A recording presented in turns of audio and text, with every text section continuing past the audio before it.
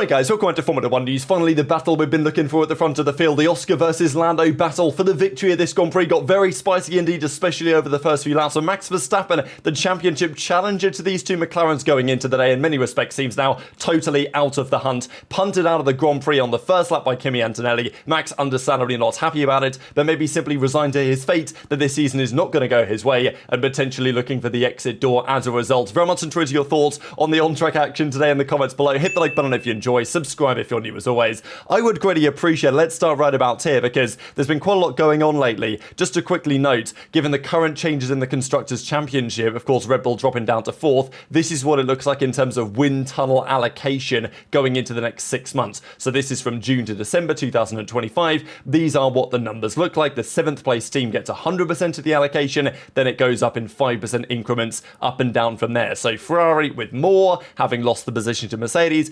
At the end of the day, we know that the teams would generally prefer to finish higher because it means more money for everyone, they get more bonus money. But from a fan's perspective, many fans would say, yeah, losing now isn't too bad because it puts you in a better position for 2026. Austria confirmed on the calendar for another 16 years. Now, I don't know what's going on lately with these mega extensions. We've now seen it with a couple of tracks lately. I think it's good that we've got Canada extended. Austria, it's a great track. It seems phenomenal to attend as well. It's great for all the feeder series and the other things that happened on the Austrian Grand Prix weekend. Although I will say, this specific circuit, there was one car today that was mesmerizingly quicker than anybody else. Now, Fred Vasseur was not there for Ferrari.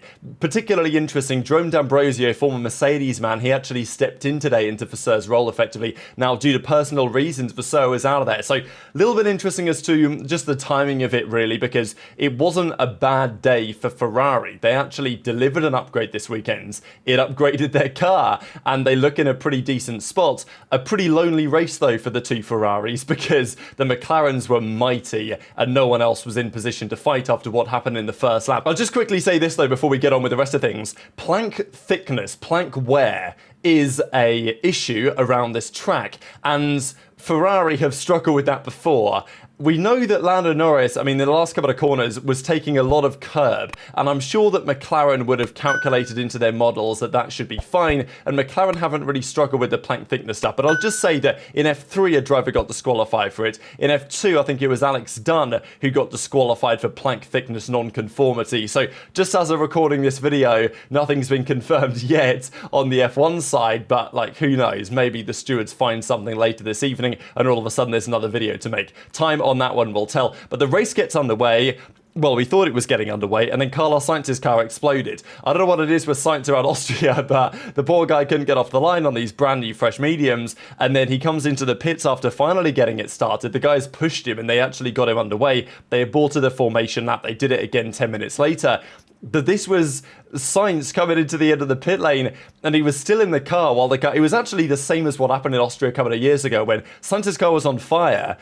Obviously, he would like to get out, but if he gets out, he has to take his foot off the brake, and then the car is on fire and rolling backwards down the pit lane. So, because this is definitely uphill here at the end of the pits. So he only had one option, really, was to stay in the car for as long as he could with his foot on the brake, let the guys deal with it. But yeah, a disastrous day for Williams. Obviously, they've made progress in that championship hunt, but a couple of very difficult rounds recently. Canada was terrible, and then here in Austria has been terrible as well. Alex Albon also didn't finish the race for an issue that they have not yet fully diagnosed. The race gets underway.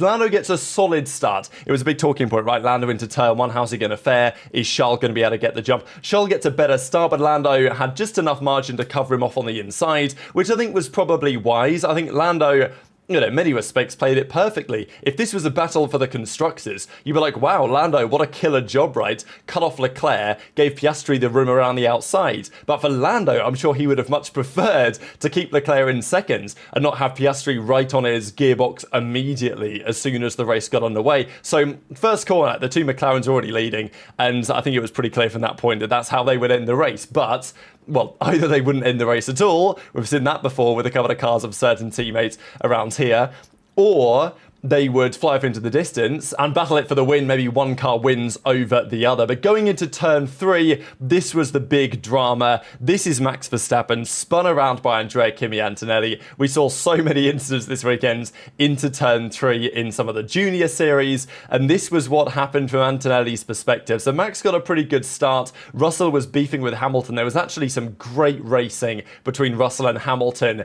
in the middle sector here on this first lap. Russell got by, then Hamilton sent a move around the outside. He did it again later in the Grand Prix when he was making some passes through traffic. I think it was on Lawson. But Antonelli got caught out really by when the guys were braking. He wanted to make a bit of a lunge of a move, but he got caught out, realised that he was going to slam into the back of Lawson, had to get out of the way of that. The rear tyres locked up and he just was sending it in. And unfortunately he nearly took out Hamilton here, but unfortunately for Max, he was clipped and his Grand Prix was shortly thereafter over. So yeah, this is how it looked. He sends it in here. Lawson kind of gets away with it, but Max, unfortunately for him, does not. So a terrible weekend, really goes from bad to worse. This is what it looks like from the kind of overhead shots here. So Antonelli brakes and realizes that he's too late on the brakes, has to really get out of the way, locks up the tyres, and then ends up just going into the side of Max. They both spin round, and that is game over for Verstappen. And of course for Antonelli,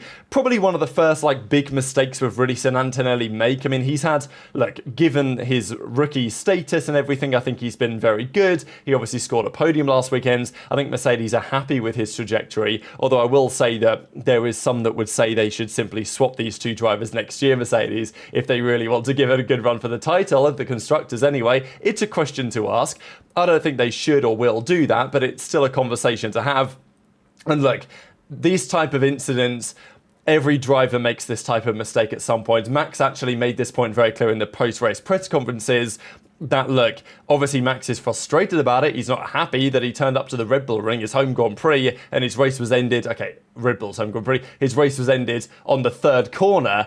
But, also on the same level, sometimes it happens. We've not seen many mistakes from Kimi at all this season, given he's a rookie. This was one major one that had major consequences for the championship, as Max says, I'm out, got hit like crazy. These guys are effing idiots, right? So, yeah, maybe Max versus Mercedes is one of the key talking points. There is also a theory about, Max's current mindset. And I don't know if you guys feel this way, but as we go through the comments here from Max, there's definitely a feeling from my side that Max is, I want to say resigns to his fate, but I'm not exactly sure what that means. I think Max, obviously every weekend he's going to try and win, but it feels like now Max recognises he's not got the car to win this year's championship, and as a result, it doesn't really matter, right? If he gets taken out lap 1, it's like, it is what it is, and maybe there's a feeling that it could even help him, right, if he's thinking about leaving Red Bull or something else, because on this current trajectory, Red Bull, look, Christian Horner said yesterday that Red Bull are trying to make the McLaren fans cry. The McLaren fans might have been crying if Piastri took out Lando, but the McLarens were a million miles down the road. Red Bull scored no points and were the last of the classified finishers. It's an absolute disaster. And yeah, as a result, Max might be seriously contemplating what that means for him. It's been such a fascinating weekend for Max, because it was maybe a chance for him to get back into the championship at a track that he's gone so well at historically after he gained some points on the McLarens last weekends. But I think it's really back to reality this weekend for Max and for Red Bull Racing to realise, yeah, this championship fight is borderline non-existent at this point, and it's going to be one of the two McLaren boys taking home the Drivers' Championship this year. Antonelli, fair play to him, apologised straight away, fully on me, felt very sorry towards him. He actually went to the Red Bull hospitality, the Red Bull garage, and gave his apologies there in person. I think if it had been anyone else other than Kimi, if it had been a driver with more experience, Max probably would have been more frustrated. He also would have been far more frustrated had he been in a championship fight. I think that's also, if he was right there with Lando and Piastri at the top of the field in terms of the Drivers' Championship, there's no way that he would have been this lax. It's not like he was lax about it. He was obviously frustrated, but he got out of the car. He was talking with Antonelli. He says every driver has made a mistake like that. No one does it on purpose, right? So, I thought it was nice the way that Max went about his response to this situation, but I think it's relatively clear that he recognises this season is done as far as he's concerned, and what that means for his thought process going into next year, what that might mean for Antonelli, for Russell and for Toto Wolff, that's a different conversation as well. But with Max out of the picture, it became very clear the battle was going to be between the two McLarens, and we got some great racing, because the Ferrari, you can actually see Leclerc here in the background on the right-hand side. He was told, you've got to do a bit of lift and coast because your brakes are overheating. And it was recognised that Ferrari were not going to be beating the McLarens. So, they just had to make sure that they weren't going to DNF the race. And what we saw for the first few laps here was just great stuff. I think it was great that McLaren let them race. We, of course, had Lando getting the pole position and managing it pretty well. But Oscar was immediately within the DRS. And DRS is so powerful around here. If you're within 0.9 or 0.99 in going into the final corner, you get 0.2 worth of DRS down the straight, 3, if not 3.5, 4 tenths worth all the way down into turn 3, and then you get another good couple of tenths worth going down into the corner. Obviously, you lose into turn 4. I mean, you lose a bit in the corners because of the dirty air, but like, the DRS is so powerful that, it shouldn't be impossible to stay in the DRS in the car in front in a serious train if you at least have similar pace. We've seen that here, and Lando made a couple of errors. I mean, again, questions will be raised because Lando, he was defending quite well from Oscar, and then he made a couple of errors in the corners. Oscar was then right behind him, got right close to him with the DRS open. Then he didn't take the move into turn 1. Smart from Piastri. But then, honestly, I want to give credit to Lando's racecraft. I think he managed this really well. This was the time when Piastri overtook. Lando braked earlier to make sure that he would get DRS on the run into turn 4. And Lando played this perfectly, right? All the way to the outside, brake nice and early, get the perfect cutback, and then go into turn 4 and actually retake the lead. So this was a great battle for the lead of the race, and it continued. It was not going away. Alex Albon, unfortunately for Williams, at this point pretty much retired. And, the game was over for them. This, though, could have been, I don't know what would have happened between these guys. Like, could you imagine a world? Piastri takes out Lando here. Piastri goes on to win the race. Maybe he takes front wing damage, but he goes on to win the race anyway. That would have been a moment that would have been defining in the relationship between these two drivers, because Lando thought he had it covered and Piastri got particularly close this lap. He decides to go for a dive bomb down into turn 4. It was very optimistic, to say the least. It's a move that, maybe you go for on a championship rival of a different team, possibly, but against your own teammates, it's a move. And if you're going to go for the move, you've also kind of got to commit to the move. But I think Oscar realizes once he shapes for the move, he realizes, hang on, Lando's just going to commit to this corner here. And if I send it, I'm going to take both of us out of the race. And we can't be having a crash between the two teammates, the two papaya cars, 2 races in a row. This looks close on this image. This was the onboard of Lando. Like, you can see how close Piastri is here to taking out the rear of Lando Norris. Like, this would have been crazy. And it was a really interesting moment as well, because obviously Oscar was really quick at the start of the race. Lando was defending well, I thought. Felt like maybe he had it covered. Oscar sees a gap, kind of in a similar way to what's happened in Baku last year. He saw the gap on Leclerc, he went for it and made the move stick and won the Grand Prix.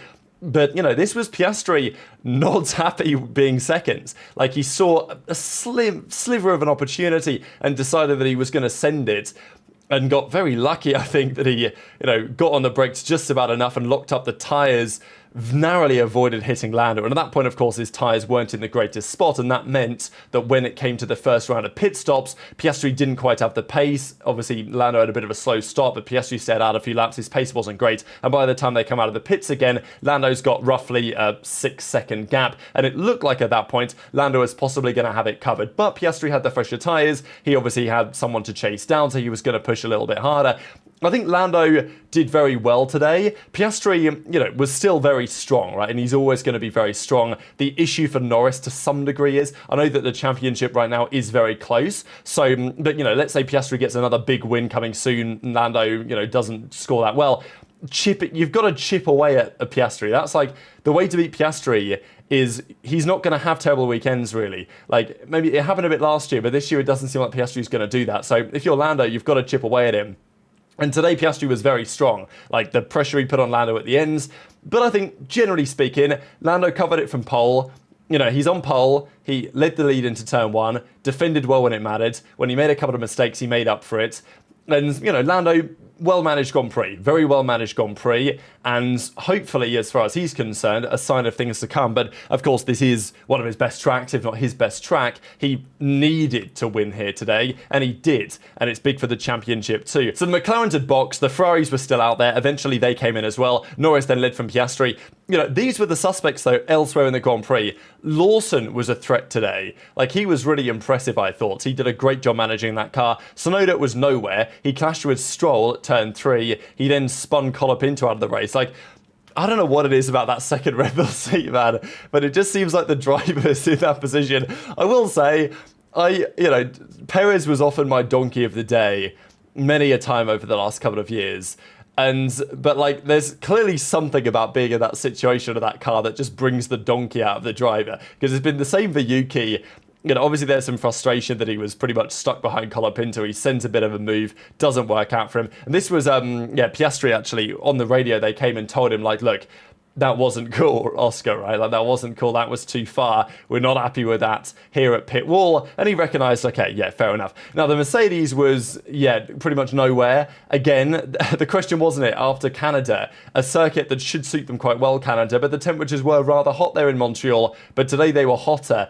So I think a combination of maybe the circuit not suiting Merc quite so well, but last year, Russell was the man in position when Lando and Max crashed into each other to capitalise and win the race. Today, Russell was nowhere near being the man to capitalise had Norris and Piastri crashed. It would have been a double, Ferrari podium, would you believe? The Ferraris had good pace. They will be happy the way that this weekend has gone. It's just, this is what some expected before the season if Ferrari's upgrades worked. That, look, they can be very good, they can be very strong, they can be in position to potentially 1-2 or do some serious damage, but the McLarens, if they nail their upgrades over the winter, they are going to be untouchable, and that's pretty much what we have seen here. This was Yuki Tsunoda spinning Colapinto out of the race. I'll also mention quickly on Colapinto, he pushed Piastri onto the grass on the run down to turn 4 under blue flags, not knowing that Piastri was there, which could have ended Piastri's race then and there. That could have been an absolute shambles.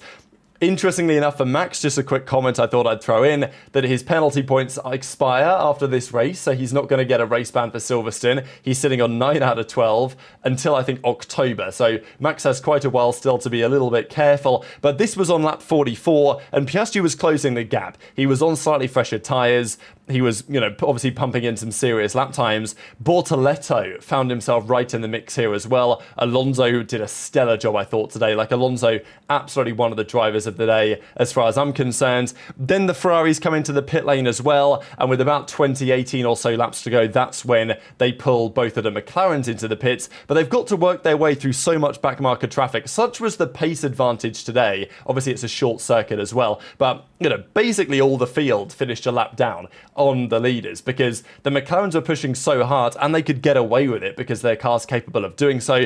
Norris comes into the pits, Piastri then pits shortly afterwards, and we get this situation on lap 65 where Piastri's close to within about 2 seconds of the leader Lando. Lando was on the radio saying, guys, where's the pace? I need to find some pace. Where can I please help? I think he said on the radio. So again, it makes it sound like Lando's getting a little bit exasperated is the word, under pressure. But nonetheless, Lando was under pressure today. Piastri put heavy pressure on him pretty much all through the Grand Prix, and he coped with it, right? And I'm not saying that I'm expecting that every weekend from Lando, but every time it happens, it makes it more likely that it'll happen again. And that Lando will capitalise on his great pace and execute it on a more consistent level. So, yeah, the Grand Prix comes to an end. Norris was like, look, please help. I need help defending from my teammate. And the last lap got real interesting here because there was a crazy battle happening. So this was Alonso and Bortoletto fighting over P7, P8, and they were getting lapped, of course, here by the leaders. And there was a big, obviously these guys were battling, but under blue flag conditions. Alonso had to play this one really smart, but obviously try not to take out the leading car. This was kind of Piastri's last chance to get through, but of course on the final lap of the Grand Prix, there was traffic and it was never going to happen. At the end of the Grand Prix, this is the conclusion. So Norris, Piastri, Leclerc, Hamilton, Russell finished 5th, but a million miles off the pace. Lawson was an insanely good 6th for Racing Bulls. May have saved his career this weekend, Liam Lawson, especially with Yuki Tsunoda, as you guys can see here after the damage, the crashes, and frankly just lack of pace, finishing the last of the classified runners.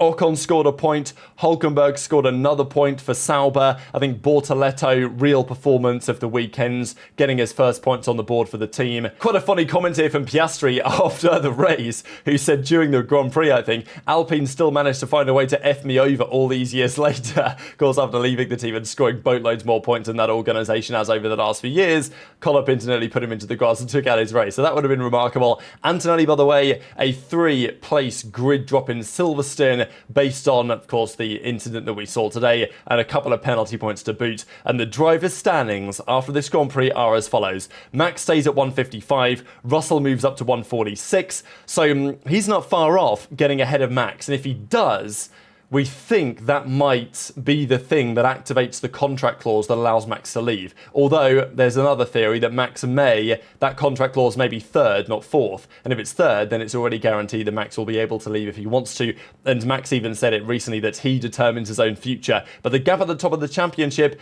down to just 15 points. I think it's going down to the wire this season.